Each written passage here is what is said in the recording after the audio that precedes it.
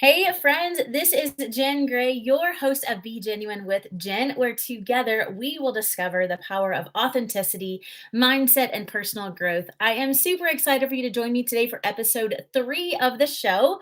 Today, I'm going to dive into reframing our story. What does that look like? We cannot change our past, but what can we do to use that for our future and kind of shift our mindset around that? So, super excited to dive through. Today, I'm going to talk about honestly a lot of the hard parts of my story, and I am sure you can relate, right? If you look at your story almost as like a timeline, where it's like this singular line with a bunch of different events, we could go through, and if we highlighted them, I'm all into like super fun pens and highlighters and all of that. And I'm thinking if we went through and we had like red was like the really really painful times, and maybe blue was times where we changed in our life, or yellow was sad times in our life, or green was really really exciting times in our life. And if we mapped our life like that, where it was a bunch of different points on a timeline, it can either make us really happy or really sad, right? There's so much ebb and flow to our life. And then we talk about looking towards the future. And you've probably heard it, right? There's a reason that the windshield is massive and the rearview mirror is super small, right? Focus on the future. But the reality is that the person that you have been is what got you to where you are today. But the freedom also is to know that you can become an even more powerful, amazing version of yourself. And that's going to ultimately take you to the next level of your life, which is really what this whole podcast is about, is becoming the most authentic version of ourselves. That's what it means to truly be genuine. Well, with that, I want to kind of walk through my own life and some scenarios, and I want you to kind of pinpoint and put yourself into my story, and so then you can learn how there's possibility for reframing even in your life, in your timeline. And we can't ever choose a lot of our life, right? We can't choose those hard things that really happen to us.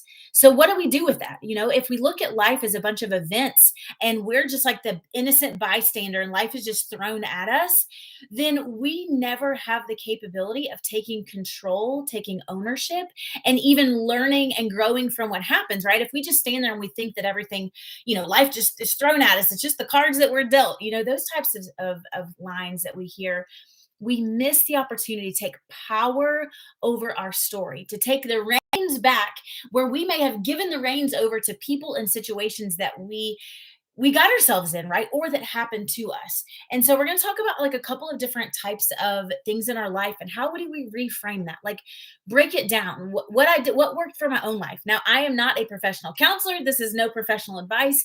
This is just your friend Jen walking you through my own world. What happened to me, what I took from it, what I've learned from it, what I've grown from it, what I've taken from it, the gifts I've taken, as Dean Graziosi says, and then what I've thrown out, right? Take the gift, throw out the crap. And so with that, growing up, I don't know if any of you guys can relate to having an alcoholic parent. So my dad was an alcoholic.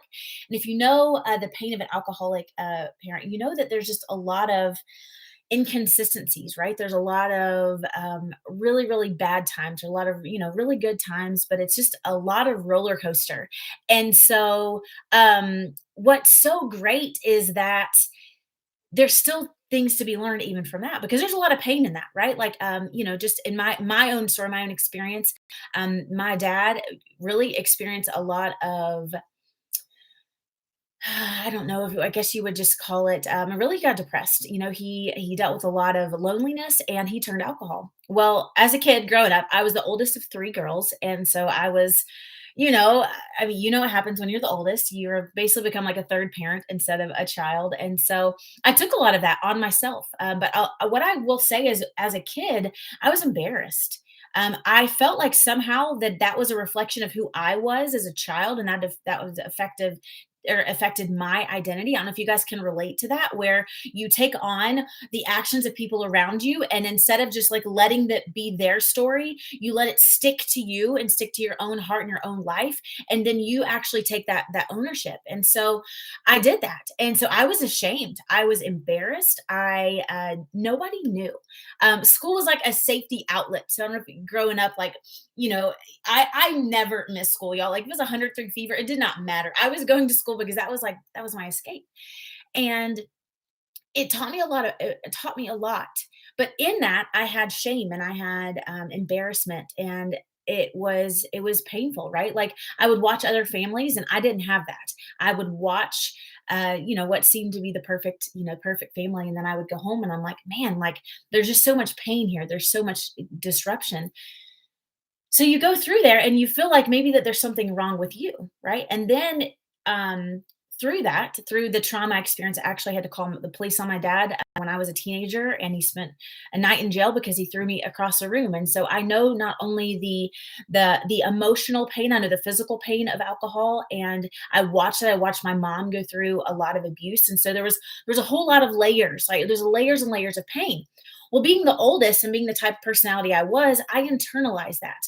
And I wanted to like protect my family. I wanted to protect my mom. I wanted to protect my sisters. Through that, I actually I don't know if I could say diagnosed with, or then I struggled with a disorder called trichotillomania. What that is if you're familiar with other, like cutting and other self harm behaviors, this actually is a disorder that's created from childhood trauma that is unresolved, and it beats up inside of you. And what actually it caused was me to literally pull out my hair. And it was something that was almost like subconscious, but it also brought relief. Well, when you already feel like your world is going crazy, and now you legit feel crazy. I was 13 years old pulling out my own hair and embarrassed even more so, like, why is this happening to me? So, fast forward, that's kind of my home life. Well, then clearly it became obvious that I was pulling out my hair, but I was too scared to admit what was really going on. So I lied about it. Went to a dermatologist with my parents. I sat in a dermatologist's office and they told my parents, they're like, we think that she's causing this harm to herself. And we actually want to refer her to a psychiatrist. And you guys, if I could take you to that room right there. You guys have this in your story. You have those moments in your story where you can literally take yourself back there, and you're like, this is where this level of pain, like, it started, right? Like maybe it's a traumatic event that you experienced. Maybe it's something that somebody said to you. Maybe it's shame that you put on yourself. Maybe it's a situation or relationship either you entered or entered your life, and there's a moment of pain that you can go back to, and it like marks, it's on, go back to that timeline. It's one of those markers on that timeline. So I can go back to that specific dermatologist office, and I will never forget the look on my dad's face when that doctor said, you may need to have her go to a psychiatrist and see what is causing this. The look of horror and disgust that there could possibly be any type of resemblance of brokenness in me, that it wasn't possibly a medical reason. This was something that I was causing. You guys, in that moment, I was 13 years old. And what came over my mind was, I have to protect my family. I have to protect myself. I have to protect the reputation. I have to protect the image of my family. This, whatever I'm doing to myself, I don't know what's going on. I don't know why I'm doing whatever's the cause. I cannot make it known because this is going to bring shame to my family. So from that point forward, I had my story. I stuck to it. And I said, I acted just as appalled as my parents did. And I said, no, no, no, that's not what's going on. You guys, I went to doctor after doctor. I ended up at Emory University. I don't know if y'all familiar are with that, but it's a very, very high level doctor here in Atlanta. Told them my same story. No, this isn't something I'm doing on my own. It's just happening to me, maybe under stress or whatever. They diagnosed me with a different condition, an autoimmune condition. And in that moment, it was like the freedom from the shame from my family, because now I have a diagnosis from a doctor. I don't know if you have parts of your story where you've literally, things have happened to you and you've taken that onto you, and you've literally created your own reality to get out of the facts of what's really going on in your life. Y'all, like, trauma is real, and hard things happen to you. But at that point, I wish I had somebody to say, this isn't your fault. Like, that you're taking on the pain of your dad and the pain of his alcoholism, and you've I just needed someone to talk to, right? Like, I just needed someone to release that. But you know what happens? You know what happens when you don't feel safe, or you feel like that your story isn't okay to be told? You create lies to cover up the pain that you think that you're going to cause other people. And so for years, this is what I lived with. So here's what I want. I want to connect with you to my story. I want you to see that no matter what happens to you, you don't have to internalize that. You get to learn from it. And so years and decades went on, and I went and my whole life I made up this whole story because it was what seemed easier for everybody else. But you know who gets lost when we're worried about everybody else? Ourselves. And instead, I built a life of masks. I built a life of I'm going to make my life palpable, is that the right word? For everybody else. Like, forget me. Like, Jen is strong, Jen is good. I'm going to make my life palpable for everybody else. Anybody else out there like that? Where you want to show the pretty parts of your life because you don't want to bother somebody else, or you don't want to be a burden to somebody else. And I'm not saying go around air your dirty laundry. Got too many people do that. That's another story for another day. But what I do want to tell you is that even in those situations, what I had to start to see was that I had to separate my worth from the situations in my life. Your worth is not attached to any event in your life. Somebody needs to hear that today. Your worth is not attached to an event or a situation or a relationship in your life. You are a whole person. God created you with excellence, and you are completely made on your own by yourself, right? So here's what else I want to encourage you with. I had to reframe how I looked at that situation in my life. Me having an alcoholic father, you may have a painful family relationship.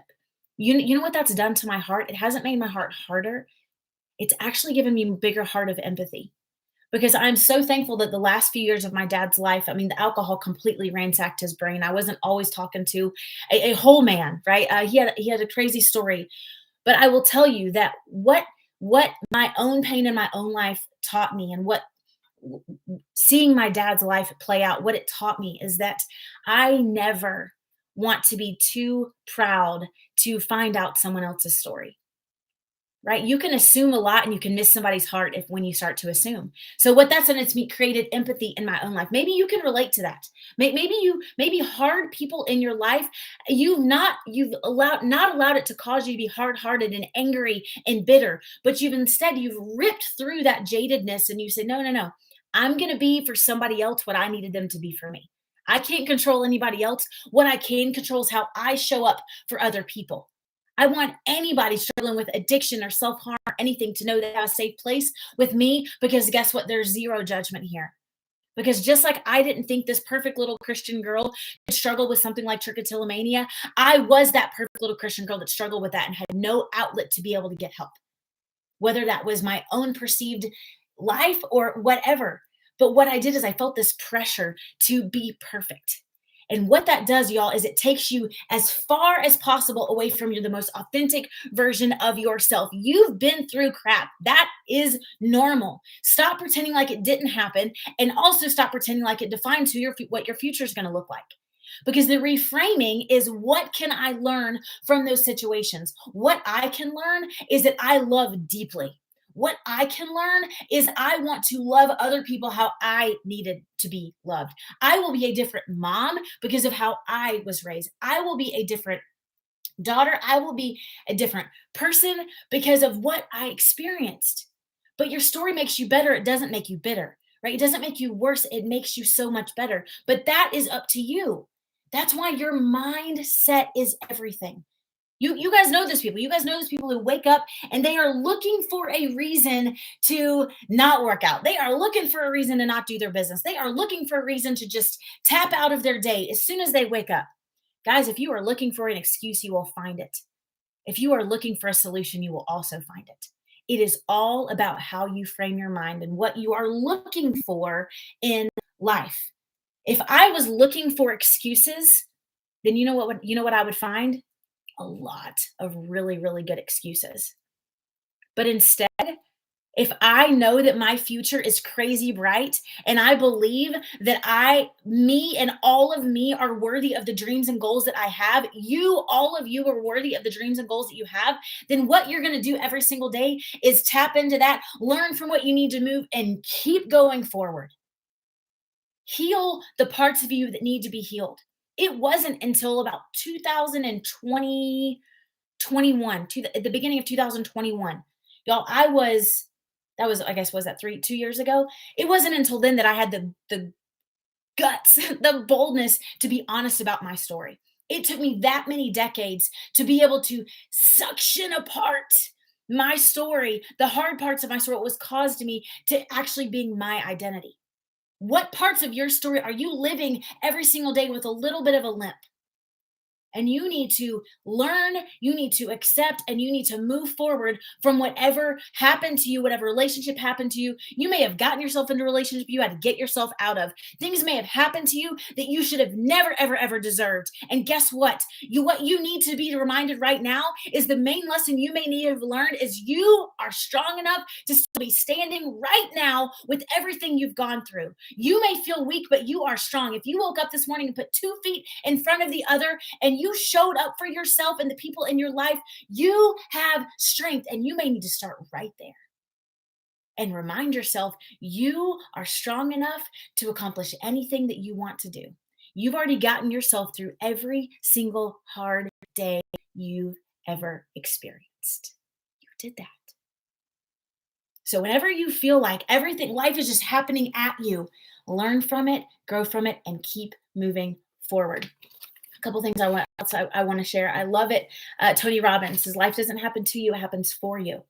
If you live your life as a victim mentality, and a victim mentality, the best way to kind of think about your own life, if something bad happens to you, like maybe, I don't know, trying to think of just something small, maybe somebody cuts you off in traffic, instead of if your go-to is like, of course this would happen to me, everything bad happens to me, or it's like, you know what, that person must be having a struggle bus day, like it's not ever a reflection of you. Other people's actions are a reflection of themselves. If that's not your go-to, I want you to start thinking every single time you start to count yourself out, or you think that there is something wrong with you, or that life is just happening at you and all those things, I want you to stop, and I want you to shift your mind and say, no, I am strong, I am capable, I am smart, I am kind, I am brave, I am courageous. Those things are not sticking to me. I will learn what I need to learn, and I will keep moving forward. And some of the greatest things you need to learn is to apologize to people in your own pain. And that's one thing that I had to do. Because although my own pain caused me to feel like I need to protect myself and my family, and I lied, the fact was I lied to hundreds of people about my story. So those people deserved an apology from me, because that was part of my story. And even in my own protection mechanism, I hurt people, right? Hurt people. But I'm not going to be a victim to that hurt to be like, well, y'all just need to understand. Some of you need to own the hurt that you've caused other people, and you need to start by apologizing. That is a major thing. And like, we're going to talk more about forgiveness and more about healing in relationships, but that may be another place that you just need to start. Maybe you've acted in a way that doesn't honor who you are. You could have 155 reasons for it. But what are we going to do? Are we going to give in to the person that you want to be, or the person that you became in that moment of weakness? No, you're better than that.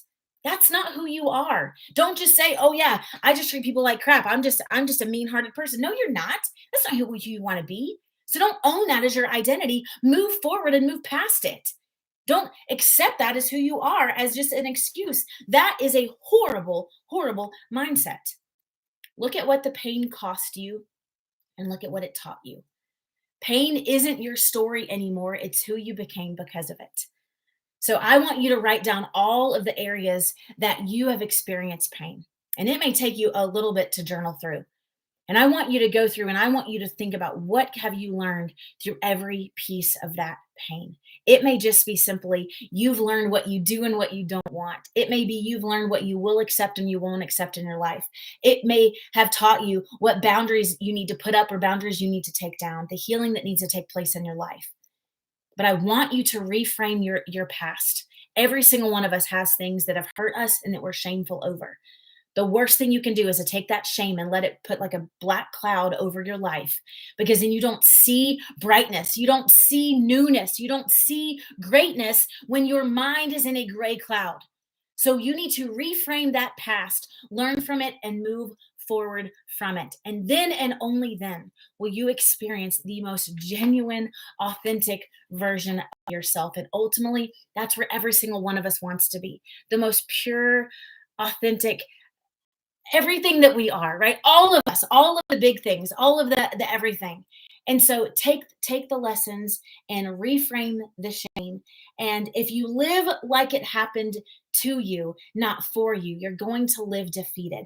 And I want you today to take back the power over your life, over your circumstances, and know that when you reframe those circumstances and those relationships, you will become a greater, a more refined version of yourself. And I believe that for every single one of you. And sometimes this may bring up hard things, but I don't want you to shove the hard things. I want you to deal with the hard things. Seek counseling if you need counseling. Counseling has been a huge blessing in my life. But as a friend, I just want to remind you today, you are not a victim of your past. You are a victor, and you are stronger than you think you are. And I am believing that today and the days ahead are your absolute best days. Be committed to that. Be committed to growing, and look in that windshield, not that review mirror. I love you guys. And if you haven't been told this today, I love you. Not for any other reason. There's a lot of other people in this world that hate people. There's a lot of horrific things going on in our world right now. And you may need to know that there's someone in Atlanta, Georgia that loves you for no reason other than, I can't wait till we get to meet each other in person one day and find out the millions of reasons why I should love you. But until then, you are loved, and I believe in you, and I'm cheering you on. You guys keep being genuine.